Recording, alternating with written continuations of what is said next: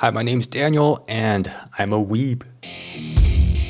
Prior to watching Attack on Titan, I hadn't watched any anime TV series in over a decade. Once in a while, I might watch a mainstream anime movie, but otherwise, anime just wasn't part of my life. That changed because of Attack on Titan.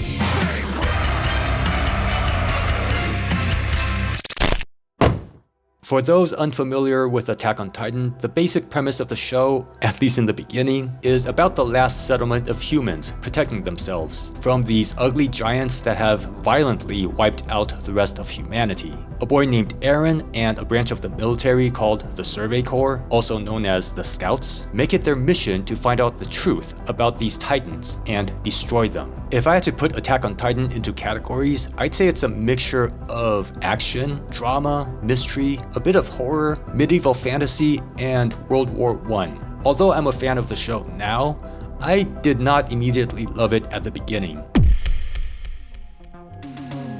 The first few episodes of Attack on Titan felt kinda slow and depressing. There were some good moments, like the struggle for trust, where the cadets got their first dose of reality in fighting titans, but I stopped watching when Eren was revealed to be a titan himself. At that point, it just felt like another show about some kid with special powers. There are so many shows like that. I wasn't interested and I stopped watching. But Attack on Titan was really popular and I couldn't avoid hearing about it from the internets. So sometime later, I gave it another shot. And I'm glad I did because the show got a lot more interesting. At the end of each episode, I couldn't wait to find out what happens next. I binge watched the rest of the available episodes like an addict. And I'm gonna tell you why. The plot of Attack on Titan is like no other show I've ever seen, with social political issues that mirror our own world, and relatable personal struggles and convictions of our heroes and villains. But more importantly, Attack on Titan has an endless series of plot twists that slowly reveal the complexity and depth of the world of Attack on Titan. There are so many plot twists. Every time something is revealed, it changes how we see everything that's happened, and leaves us with more questions to think about. Why did Reiner and Bertolt betray everyone? Who is the Beast Titan? What's so important about Eren's basement? Why does everyone want to kidnap Eren? Who is Kruger, really? You're always left wanting more after each episode ends, and nearly every episode ends on a cliffhanger. The epic and grand music of Attack on Titan is another reason I love this show. I often listen to its soundtrack when I exercise or take a shower or make love. I'm not too articulate when it comes to music, so I think it'll be best if I just let you hear some of it for yourself.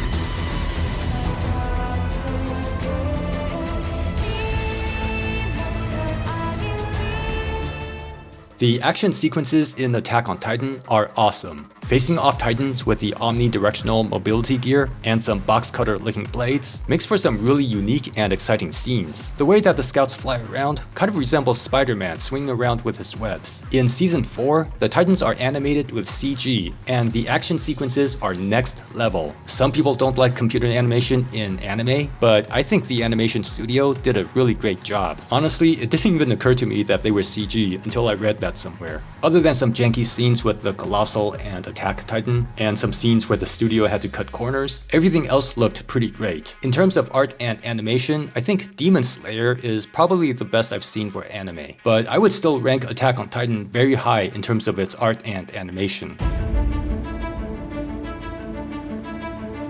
Attack on Titan is one of those shows that has a lot of characters, and I find some of them to be really interesting. I'll go through a few of my favorites based on their interestingness. Jean started out as kind of a dick who only cared for himself, but he inadvertently became a leader during the struggle for trust. I like him because he's always really cynical. Eren was the commander of the Survey Corps. He was always serious, almost robotic, and completely dedicated to his mission of saving humanity at all costs. Hannes was a soldier who didn't take his job seriously until he saved Eren and Mikasa from a Titan while they were kids. He allowed Eren's mother to die because of his lack of courage, and because of that, he had to live with that guilt. Reiner is a really complex character and difficult to summarize. In Season 1, he was a side character and kind of everyone's big brother. In Season 2, he was is the main antagonist, and by season 4, he's physically and mentally exhausted, and you just feel kinda sorry for him. And finally, Eren, the protagonist of the show. Eren is the only main character I've seen in the show who is not even on screen for many episodes at a time. His backstory is really confusing and impossible to summarize in a paragraph, so I won't even try. It's a wild ride, watching him start out as this kid determined to kill all titans, and grow into this complete psychopath determined to commit genocide. This isn't a show where the good guys defeat the bad guys and everyone lives happily ever after. In fact, in season 4,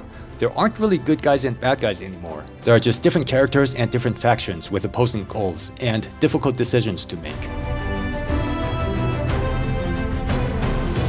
When I finally got caught up with the episodes and was waiting for the release of season 4, the supposedly final season, I tried finding another anime to watch that would make me feel the way Attack on Titan did. I tried several different anime. Some of them I was able to watch entire seasons, but most of them I gave up after a few episodes. None of them got me addicted the way that Attack on Titan did. The show is a masterpiece, and it has incredible rewatch value. When you rewatch Attack on Titan, you realize that the show has a ton of foreshadowing going on all the time. And very often, there are things that don't make any sense until a few or many episodes later. Ymir's backstory in season 2, for example, reveals a different world, which you don't start to learn about until near the end of season 3. And the show doesn't really get into it until season 4. When you watch Attack on Titan for the first time, like I said earlier, you see Eren turning into a genocidal psychopath. But when you rewatch the show, you see that Eren was kind of a psychopath the entire time. So I like the fact that rewatching the show is a totally different experience. As of the making of this video, the final season, part 2, has ended, and there's going to be a final season part 3 next year, which I assume will be the final